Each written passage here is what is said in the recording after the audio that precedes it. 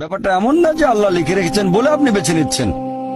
যেহেতু আপনি এটাই বেছে নেবেন, তাই আল্লাহ আগে লিখে রেখেছেন।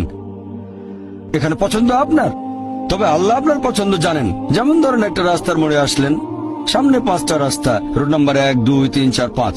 এখানে পছন্দ আপনার, বেছে নিতে পারেন রোড নাম্বার 1, 2, 3, 4, 5। আপনি গেলেন রোড 2-এ। এটা আগে থেকেই লেখা আছে আপনার নিয়তিতে যে আপনি যাবেন 2 নম্বর রোডে। ব্যাপারটা এমন না যে আল্লাহ লিখেছেন বলে আপনি করছেন। যেহেতু আপনি এটাই বেছে নেবেন, তাই আল্লাহ আগে লিখে রেখেছেন। তাহলে পছন্দ আপনার।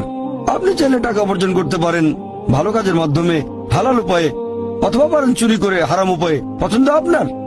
ধরেন চুরি করলেন, এটা আপনার সিদ্ধান্ত। তবে আল্লাহ আগে থেকে জানেন যে এই লোকটা সহজে টাকা পেতে চায়, তাই চুরি করবে। তাই আল্লাহ আগে লিখে রেখেছেন যে এই লোকটা 25 বছর বয়সে চুরি করবে। এখানে দোষটা কার? দোষ আসলে আপনার। তবে আল্লাহর আছে ইলমে গায়েব, তাই তিনি আগেই লিখে রেখেছেন।